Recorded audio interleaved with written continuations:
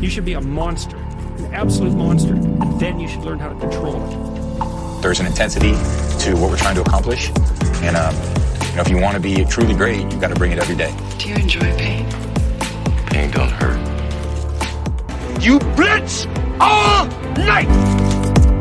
Standing out is a long-term strategy that takes guts and produces results. If you care enough about your work to be willing to be criticized for it, then you have done a good day's work.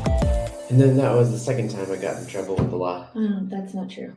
So we should probably stop that conversation now that we're I'm recording. going to go ahead and edit all this out. Good morning, good day, everyone. Thank you for making it back for another episode with us.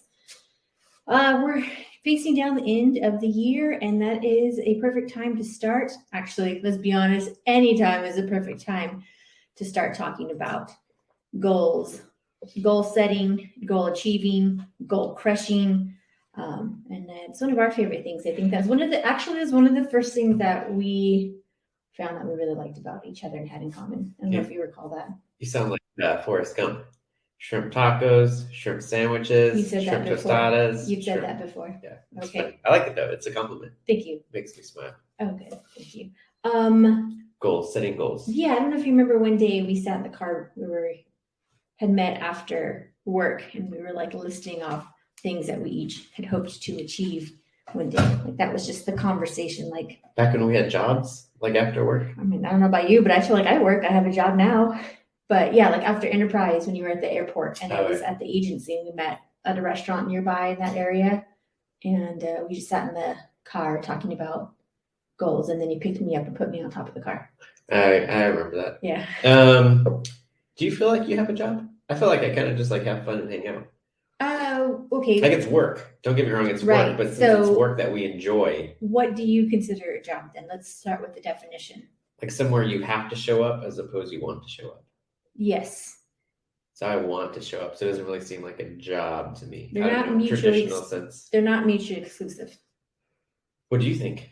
I think what? What do you think is the difference between a job And and doing what we do, like being entrepreneurs? so you're saying what we're doing is not a job. See, It doesn't feel like it. It Well, doesn't feel like a job to me. I guess it kind of just goes down to what you think a job. What's your is- definition of a job? I would say like something that you are tasked with doing. You must do.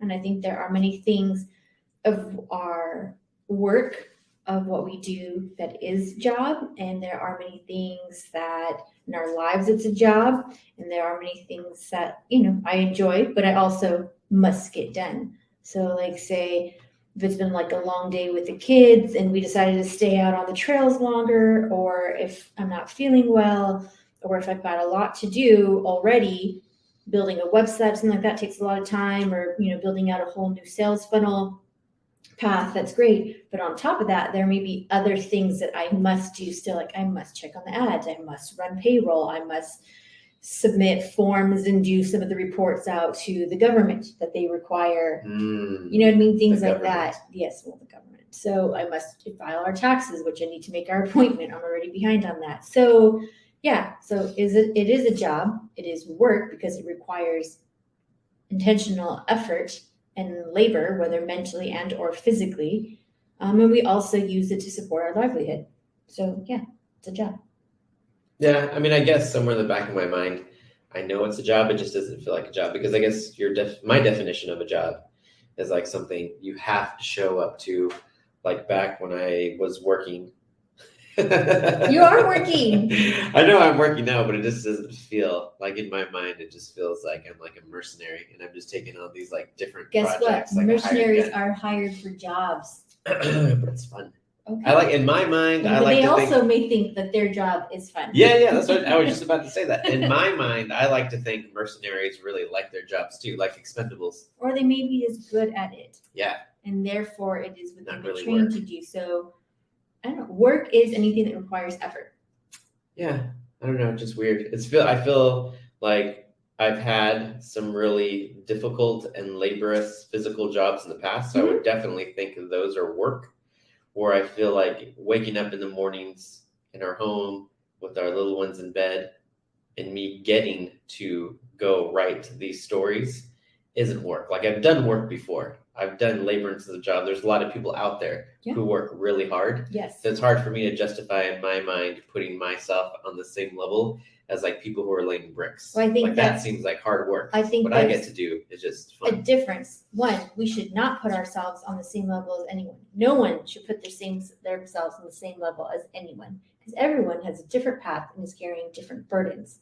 But to the bricklayer, writing 100,000-word novel may be more laborious than laying bricks. Is that a word? Well, yeah, Laborious. laborious. Sounds like a laboratory, I know. like a Well, scientist. I've had clients use the word. I'm going to go ahead and trust my clients. So anyway, but you missed the point. The point being, to everyone, different types of work is more challenging. So it requires different physical effort. I think it goes back to I don't think about myself very much at all. I just think about the task. Like, what's the task that Mhm. needs to be completed next? There's not a yesterday or a tomorrow. There's now, and there's the task, and that's all that exists. Mhm. So I know for me, since I don't really think about myself at all, like, not that I'm trying to be humble, so don't give me any credit. I just don't think of myself at all. That is the true definition of humility. But it's not like I'm trying to be humble, right? I'm not intentionally trying to Go ahead like and just play it send a down. shout out to your mom and dad for that. But it's just like I don't care about what I did yesterday. I care what I'm doing now, like today. Mhm. So it's I don't know. Or Why some does- people might think it's humbleness. I think it's like just beating myself down consistently to be better.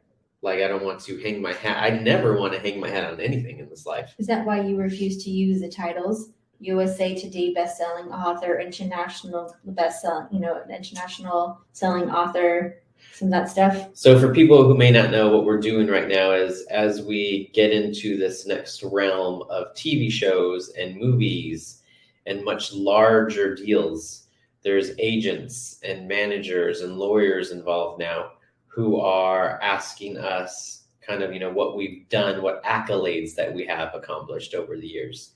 So as these proposals are being built, we're having to dig back in the past and see kind of what we've accomplished over the last 10, almost 11 years. So we're like, oh yeah, I was on the USA Today bestseller list. But for me, that's not really important. Like, that's in the past. That's something already like accomplished and done. I'm not somebody who's going to keep on telling other people like, oh, well, I'm a USA Today bestseller. I was on the USA Today list. That doesn't mean anything You're to an me. award-winning author. Yeah, like I've won awards, but that doesn't mean anything to me. Like, that's done in the past. Like, what means something to me is what we're trying to accomplish now, today. So that's what we're kind of talking about as these book proposals and different things are being put together. And it's kind of made me reevaluate myself, but it's not humility. I'm not trying to be humble. I'm just fixated and focused on being better. But that could be to my detriment as well, because now as we are in these meetings, these things keep on coming up like, oh yeah, I was on the USA Today bestseller list. And they're probably like, well, you should have led with that, like months ago when we started these meetings. So I think it's me evolving and being better at talking about myself. Not because I don't mind talking about You myself. can talk about it as your brand.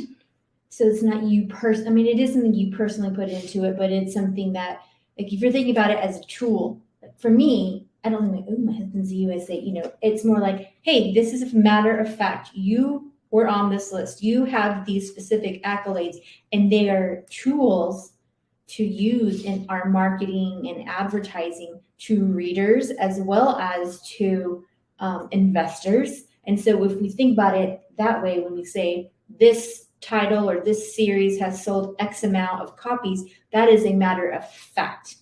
Well, I think too, it might be because I don't get out very much, ladies and gentlemen. I'm just with my characters all day in my head, and my lovely wife and our 2 children who are 6 and 2. So I'm not talking to other people besides myself, or if I am talking to other people, it's other authors who have my same mindset, right? Because we just have like a super tight, like I can count them on one hand, of authors that I would reach out to with Consider questions. yourself blessed. Of authors who I would reach out to with questions. And we're all the same way. Like, these authors and I aren't talking about, hitting lists and being Amazon bestsellers and USA Today bestsellers. We're not talking about awards we win. We're trying to get better. We're trying to find that next thing. We're trying to accomplish and tackle much larger goals. And that's where all our attention is, not on anything else. So it's, definitely I need to learn to have different conversations with different people. So somebody who's maybe like a new agent or a new manager who's interested in my work, I have to remember, like, okay, they don't have any context. They don't know what we've done over the last 10 years. So I need to talk about kind of what we've built over the last 10 years before I can get them really excited on what we're doing today. Because all I want to do is talk about what we're doing today, not what we've done over the last 10 years. Yeah. So what are you working towards today that you want to accomplish? Goals? Yeah. So I don't know if we've talked about this before. I know I've talked to you about this before, but I'm not sure if we talked about in the podcast what Michael Crichton did. No. So Michael Crichton, at the same time that he had his book out, Timeline, which was a New York Times bestseller, he also had Jurassic Park out, which was the #1 movie in the world. And then he also had ER out, which was the #1 TV show. So at the same time, he was a best-selling author. His movie was #1 and his TV show was #1. And that sounds like it would be a challenge. So I think I want to try to do that next. And we've kind of have just a little small, tiny little drop of that nectar. Recently, when we had Infinity System winning awards, And that's a TV show. Right, our TV show Infinity System, we filmed the first pilot. We filmed the pilot episode, and while that was winning awards, we were also with my latest book on Amazon as an Amazon #1 seller. So not the same, not same, but just like a little taste of kind of what it could mean to be a New York Times bestseller, and then have your TV show at #1, and then have a movie at #1. Why is So- that important to you? I think that it would be difficult. I only want to do hard things. I want to challenge myself, make myself intentionally go out in places to grow. Mm-hmm. That's another thing too. Oh Okay. man, let me tell you, I've had a lot of coffee this morning. We should put that down. I've had a lot of coffee this You need morning, to so drink I've got a some lot to water. say. You drink some water. Got a lot to say. Another thing that kind of helps is I'm not afraid to go out and talk to people. So let's just establish don't that. like it. Let's just establish that. I'm not afraid. I can go out and have conversations. I was in sales and management, just surrounded by people for years and years. You were also I in can the suits. thrive. Yes, I can thrive in that environment. But it's more comfortable for me just to wake up in the mornings, sit behind my computer, and work on my next book. Like, it's comfortable. That's what I know. It's fun. It's more difficult for me to book tickets to an event or go out to one of our premieres or go to a speaking engagement and then all day be shaking babies and kissing hands. Nope. And Nope. That's how you get sick. That's how you go to jail. Oh, that's why I got sick and That's went to like- jail at the yeah. same time. No, sorry. So I need to grow. That's the opportunity of growth for me. So my goal would be to go out more, whether it's to more film events where Infinity System is being shown across the country, whether it's more speaking engagements like being on panels or going to conventions. And again, just not that because I'm scared of it, but it is more difficult. It takes me out of my comfort zone of just being behind my computer. So that's a goal for myself. It's a balance. I think the networking aspect will help promote you into getting the trifecta, the screenwriters, the writers, author trifecta. And I know it's something that we should do because every time we go out and do that, good things come of it. Yeah. Good things happen. But I Good- think we're selective and intentional about it. How many times have we run into people when they're like, this is my 20th one? And we're like, wow, that's amazing. And then we ask what else they're doing in between those 20 events in that year. And it's like, oh, more events. Or, you know what I mean? It's not like they're moving the dial. Yeah, we don't want to go to an specifically- event every month. Well, We're not we'll saying see. that. We'll see what happens. No, I do not want to. I know you may not want to. We will see what 2023 brings. But also, too, riddle me this. Should we want to, like, everything's a balance, right? So even though, yes, I think that I should probably go out to maybe 3 or 4 events in 2023, we also have to remember the kids. Like No, the for kids sure. are only going to be this age once. This Yes. is all we get. Well, Sooner we or are later. with them 24/7. And we are with them already more than like, probably, I'm gonna just guess, 70 to 80% of parents in a traditional working household. So it's not as though if we miss one weekend with them here and there, even once a month, but probably not a month, once a quarter. Once a month sounds so much. Once a quarter. Once a quarter. It's not going to be like we Yeah. missed out on their childhood. Yeah. Once a quarter seems fine. That's what What? I'm thinking. No, Maybe so like we know 4 my times. birthday is next month, so we're going to be doing something probably gone. Then you've got another event in March now. We've got an event in April, In June May, June, then in June, and then November. and then in November. So maybe 4. That- 4 is good. Let's stop there. Well, we'll see That what sounds like a happens. lot. We'll see what happens. Maybe having to go to New York. Oh, that might Maybe be going number to 5. filming in Dallas or That might Austin. be Or, number 6. yes, and Yeah, then so we'll have to see. okay. So you see what I'm saying? Like, Yeah. we're not put a cap on it, but the goal, if the goal is to be intentional about our time, and are we choosing events that are worthwhile? So you only want to do hard things. I only want to do worthwhile things. If it's easy and worthwhile, so be it. If it's hard and worthwhile, so be it. If it's hard just to push me out of my comfort zone, but it's really at the end, like, what is the end goal of that? Nothing, you've done something hard. That's not worthwhile to me. There are many hard things that are worthwhile that move me towards the bigger goals that I have for myself and for us, for our family. So, so I think that's the filtration process. We have to kind of put everything through as we say yes and no and maybe. Yeah. So in the upcoming years ahead of us. And maybe some of the events we could take our kids with us if it makes sense. Maybe. That'd be fun. I like my kids. I love our kids too. I like hanging out with them. I think some people, I'm not going to name names, but I feel like some parents feel like a lot of times they don't even want to hang out with their own kids. And I'm thinking to myself, why would you even have kids if you didn't want to hang out with them? So I understand Maybe that, their wife wanted to have kids. maybe, and I understand that, like alone time for parents is important, like, date nights or maybe like a vacation and stuff like that.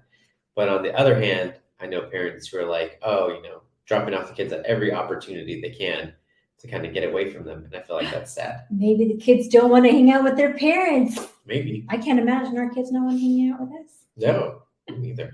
So anyways, this is not the parenting episode.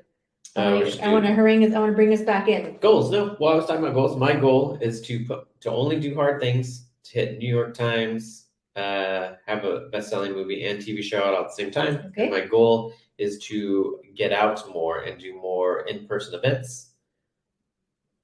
And I will stop there. So you have 3 goals. goals. Now, does that mean you're trying to get those this coming year? How do you set a time frame for this stuff? Because people may be like, oh my gosh, because on average, like in the next year. So they're thinking that you're talking about the trifecta in 2023 or the next year, or like what does that look like time span for you? Oh, I think so. Each year, what I do is I write down 5 things that I want to accomplish that year. But then also I kind of have a larger, grander goal in mind. So for this year, it'd be getting out more, which could mean, maybe like 4 times Okay. that we're getting out and actually doing events. And overall, overarching goal could be hitting the trifecta of a best-selling book and a movie and a TV show. Like in any time that it takes to get there. Right. One of my favorite stories, I think I've told you before. I don't know if you know this about me, but I'm a bit of a storyteller. How are you? But this isn't my story. This is somebody else's I heard, and I can't remember where I heard it, or else I would give them credit. Okay. So it's World War II. There's a POW camp. Yes. There is a captured soldier in the POW camp. Eventually when the war is over, the POW camp is liberated, and there's only one surviving soldier. I know this. And the only surviving soldier, they get to him and they're like, how were you able to hang on when everybody else didn't make it around you? Like, how did you manage to do it? So he told them that all the other surrounding prisoners would always hinge their hope on a certain date. So they would say like, okay, just hang in there. We're going to get liberated by Christmas.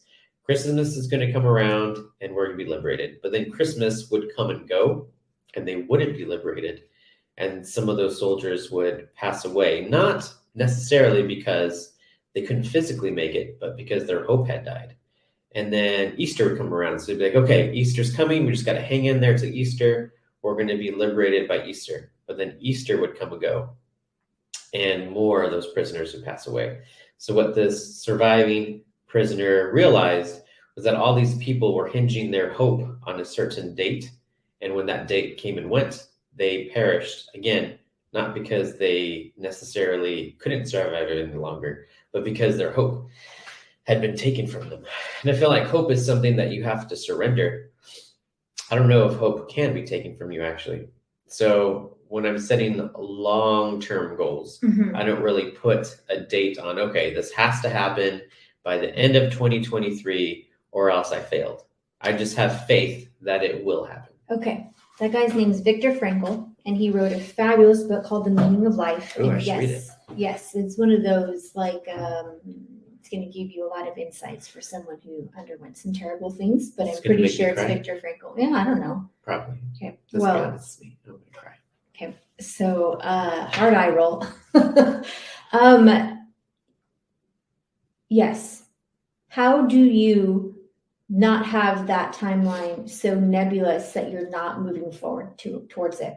Because some people may have like an aspiration or a lofty big goal, or a bodacious goal, they have these lots of different things like bodacious, big, like, or lofty would be something that is like just a lot more soft.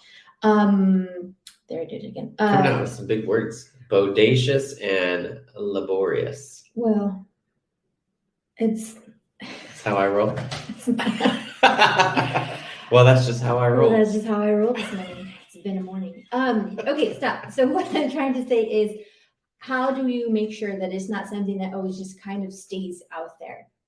You're making progress. Well, Idris Elba once told me, in way of you hearing it from him on a podcast or something, that grinding towards your goal is a lot like swimming. Or Okay. with like swimming, so thinking maybe like a freestyle, or you're swimming towards a certain point. I guess there are certain strokes you could do this, but most strokes you would swim and every once in a while pause and look up and to see how close you are. And then you would put your head down and you would keep on swimming for some time and then maybe pause and look up. Mm-hmm. So I think grinding towards a goal looks a lot like swimming. For you. Yes, for me. So Idris, if you're listening to this, I want you to know I'm giving you full credit. This is your analogy, not mine. But I feel like I'm swimming towards a goal, and that's like every day I'm kind of like taking a stroke. So I wake up on Monday, I'm like, okay, what do I need to do today to win the day? And then Tuesday, what do I need to do to win this day? And then Wednesday, because ladies and gentlemen, I don't know if you know this, but there is a lot going on. There is a lot happening. There's like another episode. I could list like 10 things going on right now where if I were to take a step back and think about all that's happening, it would be overwhelming. Mm. But if I just focus on the day, a day seems manageable. Like today, all I have to do is X, Y, and Z. That's it. And then tomorrow, X, Y, and Z. So I think it was Apollo Creed who was talking to Rocky. I forget which Rocky it is. Somebody, if you know what Rocky it is, let me know. But he was telling Rocky that there is no tomorrow, that there's today, there's right now. Mm-hmm. So that's what I kind of think of too. And that goes back to me not worrying about like what we did for the last 10 years. Like there wasn't a yesterday, there's not a tomorrow, there's right now, there's today. And that helps me focus too. Focus on what we need to do. Good. I think that's helpful. How Now, about you? We should talk about your goals. oh, my goals are much different. Well, no, you already said that you wanted to do things that are worthwhile, not necessarily hard. Yes, and That's that's one. not a goal. That's not a goal. So No. what are your goals? That's a filter. So my process has evolved over the years. I think as maturity, life seasons, lifestyles, and also just as I've grown, the way I could operate has changed. So I used to just, write them down, pick different things, and then kind of work towards it. My birthday's in January, so instead of hinging it all on New Year's or something like that, it would be, as I enter this new age of me, what are some things I would like to see done? it's more like a roadmap. And so instead of just saying I'm going on a road trip and we're going to end up wherever we end up, I'm hinging on specific points, some places of points of interest to hit along the way. And then as I grew a little bit older, I used to do a map, almost like a mind map, and pick out things of how I wanted my beat to be, who I wanted to be, how I wanted to be in different areas of my life, to sculpt like the person that I am intentionally becoming. So that would be, what are some financial areas in the my financial aspect of my life, spiritual, as a wife, relationship wise, in my workplace, professionally, physically, what are some things that that I wanted to do in terms of strength training or body mass or health, whatever those 5 pillars were. And then maybe mentally, how do I want to grow my mind? And so as I would pick out an overarching goal for those topics, and I would have subpoints of, these are the 3 things that if I continue to build these in as habits or accomplish these mini goals, they will work me towards the bigger goal by the end of the time period. And at the end of that year, some things would carry over because some things are bigger. Some things are a different process and have a different paces of progress. So that's something that I did for a while, and I would map that out and kind of create in an interesting design or layout, and then post that up on my side of our room. Now, more recently, what I've been doing is choosing something similar, but using images. So if anyone's ever did like a vision board, it's more similar to that, because we're all visual and we're moving so quickly. I hardly spend any time in our room where I could look up and see that I have a big whiteboard for like a to-do list for managing business stuff in the section for household management. But it's not the same as when I worked in an office at the ad agency, and I would be at my desk so much where I had like my space and I'm working there all day long, and I would see it, or I had my planner and that would be like the first page of my planner. So I find that something that helps me to make my decisions go towards my goals every day, or all the moments of the day, most moments of the day, would be something visual. And so what I've done is created a mood board and set it as the wallpaper on my phone. So that was how I constructed them. And so I can tell you some of the things that were this year, if you'd like. Sure. Okay, let me grab my phone. Look at them again. So some of the things were some of the accomplishments for school with our daughter. In karate, I wanted to work towards my purple belt. I wanted to have reminders for what my reading goal would be this year. And I have a picture of The Rock and Danny Garcia, because we've done all our film stuff this year. And 1,000 hours outside. Also, this is more of a... We should touch on the 1,000 hours outside, because that's a lot. Okay, yeah, let's go back. I have pictures of some French pastries because I wanted to work on baking this year. And also, I have a quote from Tolkien, because it's that house was a perfect house, whether you like food or sleep or storytelling or singing or just sitting and thinking best, or a pleasant rest, or a pleasant miniature of them all. Merely to be there was a cure for weariness, fear, and sadness. And to me, that was the tone that I wanted to make sure to set in our home. So for our family, as we entered into this space, we would always find that peace and rest. And visitors, as they came here, they would also find that it wouldn't be frenetic or frantic or sterile or dirty, but warm and inviting, and a place of peace.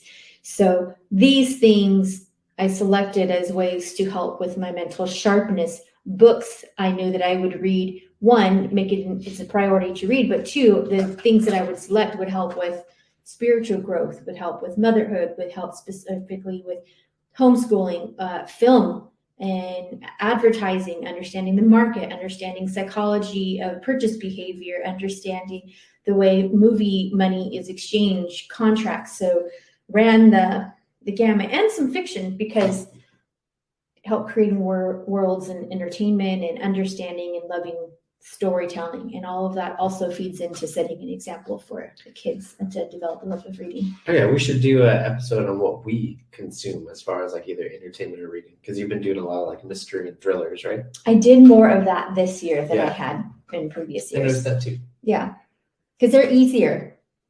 Because the way the story is paced out, it makes you jump into like the next page.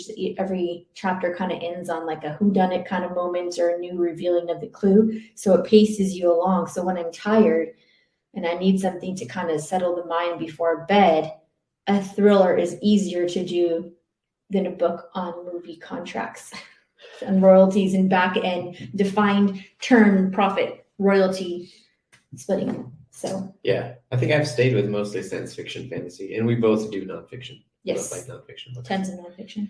But there's two things you should hit on: the 1,000 hours, because that was one of your goals. So 1,000 hours outside. Yeah. Where'd you get that from? What does that mean? And So- then also I want to tell them about coyotes. Coyotes. So you tell them about what that means, and then I'll tell them the coyote story. Okay. Okay. So 1,000 Hours Outside is a podcast run by Jenny Urick. One of the reasons I love that podcast is it's not just about going outside. It's about how doing things in a different manner than traditional, conventional, I guess it would be the original traditional, helps our brain development. It helps our psychosis. It helps with just even development for the kids. And so that's how it started. She wanted to find a way to stimulate and entertain her young children in a way that wasn't so fussy and messy and requires so much planning and work and toys and things. And she found that by taking them outside, they just thrived and they were happy and they were tired afterward. It helped with their vestibular system and their sense of adventure. And that, so it's this whole thing. So she has a podcast, 1,000 Hours Outside, and all of her guests are just phenomenal. And some of them I was delighted to find that I had heard on other podcasts, and she had them over. So I love when the worlds collide in such a way, but from physical development and how we move, skeletal muscular system, and then just the grace and the wonderfulness of discomfort. And so and how it helps us to develop. So I knew that coming from a space where I was in an office all day to coming home and just kind of being inside, that the kids had energy and rambunctious, I thought, we need to get outside more. And whilst I don't think 1,000 hours makes sense for us right now, 1,000 hours in a year, more hours outside is definitely doable. And Charlotte Mason, in her earlier parts of her volumes, talks about children should be outside for like 5 to 6 hours a day. And there's a wonderful book about and talking about there's no such thing as bad weather, just inappropriate clothing. You can find the right outfits and things to wear in the hot days and in the cold days, and so you can continue to be outside. So what we've done is definitely started to implement and allow ourselves more time outside, that vitamin D, that fresh air. And I think coming out of COVID too, that was super important for us. So we've done that. And one of those things that we do is we have a local regional park that's just beautiful. So we go there for one of our homeschool meetups. And so even on the days that we're not there, I like to take the kids there to explore the area and just kind of be more familiar with it as like their park. Two things. Go. One, I'm pretty sure I have some of the homeschool moms convinced that you're a trained killer, I don't, what? because Okay, I told guys. them about your, When I told was them about this? your karate. Who That did you you do tell? karate. I didn't lie to him. You do karate. I do karate, but I'm like a green belt. Okay, go on. Almost purple. Yes, well, Almost purple almost belt. only counts in hand grenades and horseshoes. Yeah, because I think that's super cool. So I would let them know, don't let her kind demeanor fool you. Jen is almost a purple belt in karate, and she's sparring now. And they'd be like, what? Oh my. Tell him I was taking punches and kicks to the gut by other men in the class. To the jejunum. No, no. Kicks to the jejunum. Nope, there's By pads. grown men. There's pads. Go next. Two things. And then the second thing was, it's funny because Jen is part of homeschool group. They meet at a park, and she kept on telling me that there's coyote sightings.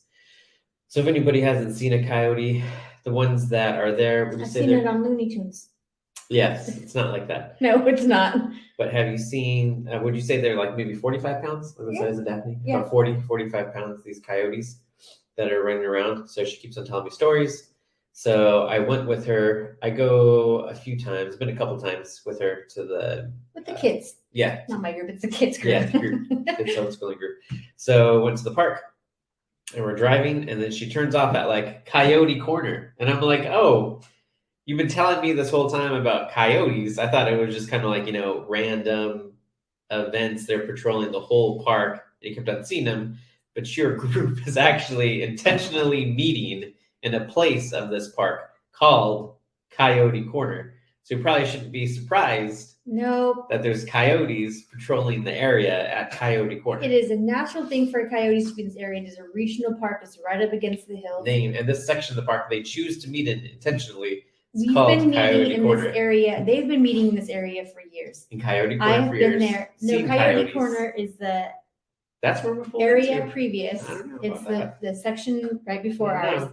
Yeah. But also, we've been going for months, and for the Yes. first few months, there were no coyotes. They only started coming in the last month or so. But now they're coming in droves. I don't There's know about people droves. What do you feeding define them. as droves? Too. Two. There's people feeding them. That seems really hyperbolic. So And now there's anyway, mothers bringing air horns. what were you gonna say? So, And so the then coyotes now might come and check it out. I'm buying However, coyote urine on Amazon. Some random man was feeding them. You've really digressed. Okay, so some guy was feeding them. We don't know his mental stability, whatever, why he was doing this, but he was trying to like, Befriend the coyotes. yeah, and domesticate them or Be something. one with the coyotes. And so in the area next to where we meet, and since then, that's when they've been coming around a little bit more. Like to see a coyote every so often, or a bobcat or mountain lion in the hills, like that's not uncommon. Hawks, all kinds of things. But the way that they have been coming around more lately is what has been concerning. So yes, one of the moms brought an air horn.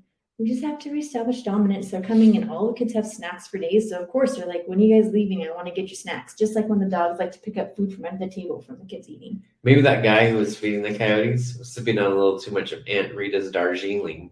And he actually thought he was You're feeding geese. obsessed. What Okay, happens if he thought he was feeding geese the whole time? Who knows? Hey, look at all these ducks. there are geese Why do and these ducks ducks there. like meat? Anyway, But now Jen's asking me to purchase coyote spray for her. So I went on Amazon to look at coyote spray and I found coyote urine. oh, So that's going to tell them to be there. I was No, I thinking think cougar urine. coyote urine. Don't quote me on this. I don't 'cause want I'm to not do an this in our outdoorsman. podcast. I don't want this adventure. Guys, I have to edit this. But Nope. the coyote wouldn't coyote urine put somewhere like tell other coyotes like, hey, this place has been marked. Don't come here. I don't know. Why don't you just go pee on it? I don't know if that would help. I think the kids are already doing that. Yeah, that's true. Next, goals. How do you determine the goals? How do you figure them out? There's so many different ways to do so. I'm just going to bypass that, what you were talking about. So there are this thing called SMART goals, where they're achievable, they're measurable, they have a set timeline for them, and I forget what the first S means. Don't look at me. Oh. Your acronym. It's not mine. And then there are the big bodacious goals. Smart, secure. No, I don't know. don't start saying I was going to say a random bunch things. of S words. Nope. Yeah. What else about goals? I don't know. Have you always set goals since you were young, by the way? Yeah, again, I forgot where I heard this, but it was like set 5 goals a year. So when I first heard that, I thought it was a good idea. The month just happened to be May, so I started in May. Do you think it's important to limit and to have focus? Oh, If for you sure. have too many goals at once, Yeah. you can become unwily, and then you don't know what you're doing. Yeah, I think 5 goals for the year and then attainable goals. So my goal of hitting, New York Times, best-selling TV show, best-selling movie is going to be a long-term goal, not in a year. But like in a year, how do you get there? So like, you can break it down like in a year, like, okay, I want to get an agent or I want to sign a manager. Do Want to you be an backtrack entertainment what you lawyer. need to do to make that happen? Or is it as you encounter a situation, you determine, is this going to help me move towards my goal? I think you're giving me too much credit. I just go. Okay. I'm not like trying to Okay, so you backtrack can say- steps. I'm like, put down. Well, Just I write think it that's down. also important. Some people operate that way. They may have a goal and say, I don't even know where to begin. How do I achieve this goal? And so something that feels big, I would say to see, you weren't going to choose the trifecta, the Crichton trifecta day one as an author. Right. And what's really cool about the Crichton trifecta is there's not a whole lot of authors. Jen and I looked it up, and maybe you know more. So if you know more, please let us know. But we were looking at authors who have successfully, had a career as an author, but who have also transitioned into doing scripts, writing scripts for film projects. So not just authors who have had their work translated into film, but authors who are actually writing their own scripts to go to film to be There's a successful reason there. for that, though. Oh, yes, I found out that reason. Yes. And it's So very, it's not as though like, oh, no one's done it. Like there's it's very difficult to do it. So first, let's tell them who we found, and then Oh. then we'll tell them why it's so You difficult. tell them who we found. I remember. Okay, good. So it was Michael Crichton, Neil Gaiman, Suzanne Collins, and then one of the writers from The Expanse. I forgot which one. Okay. But each one of those not only wrote their novels, but then they also had a hand in writing the scripts to a successful TV show or movie. So those are the four that we could find who went from being successful, like best-selling author, to successful either like #1 movie or #1 TV show. Okay. Why is it difficult? Oh man, it was so hard. So I'm learning my own process. What I've come to realize too, as you set yourself up to tackle new projects, you have to figure out what your process is for you within that new project. So I've written novels, right? I understand my process there. I've written scripts. I understand what that process looks like for me there. But I had never until recently translated a novel to a script. So I was just, doing some pretty motivating self-talk. Jonathan, you got this. Not a big deal. You can do this. Believe in who you are. I think I can. I think I can. I think I can. Nope. So I went from doing the novel into a script, and it was way more difficult than I thought. Because usually when I'm writing a novel or a brand new script, I can just float. It's like all my imagination. I'm just seeing the scenes in my head. I'm making myself laugh. There's fight scenes, explosions. People are throwing up. Other people are saying semi-inappropriate jokes. But then when I'm turning a book that already exists into a script, I have to follow like a pattern, right? Like the story already exists. Now I'm just translating it into a different form. And for that was not easy. It was much more difficult than I thought. So I had to learn for the first time a new process on how I do that, how it works for me. So I got to translate a book that was 100,000 words into a script that was like 17,000 words. So as you can imagine, a lot gets cut out. A lot of darlings were killed. Yes, and I understand now why a production company or somebody who's funding a film would not want the author to also write the script. Because I think as the author, there's certain things that we want to keep in the story, certain things that we really like or we enjoy, or we know that readers enjoy, so we want to keep in for the film.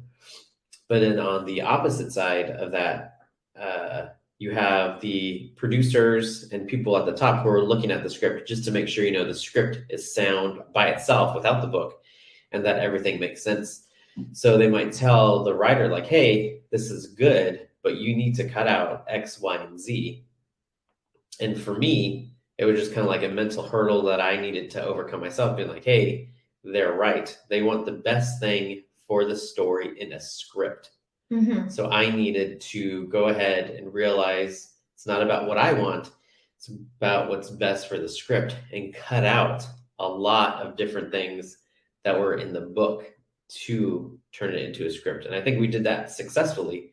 We've moved on now from getting approval for the script, but it was not easy. And I think now that I've done it, I think now I'll be way better at doing it a second round, now knowing exactly how a book gets turned into a script. So theoretically, not theoretically, actually, you had to find your process. Right. You probably approached it in a couple of different ways till you found what worked in the Yes. beginning. So it took me a lot longer. So people who are starting out on a goal towards a new path. They need to have grace with themselves. All of us need to have grace with ourselves to try out different methods as we work towards doing something new, to try to do something in a new way. Oh, for sure. Like you only fail if you give up. Right. So as long as you keep on trying, if you try one way and it doesn't work out, then you have to try a second way. So if you try like to go around the obstacle, you might have to go under it or over it or through it. You have to find different ways to be able to accomplish what you set out to do. So like with myself turning the book into a script, I had to try a few different things before I finally found something that works. So my process was I have the book on audiobook. So I listened to the whole story again, and then chapter by chapter, I just made points. These are the points that happen in each chapter.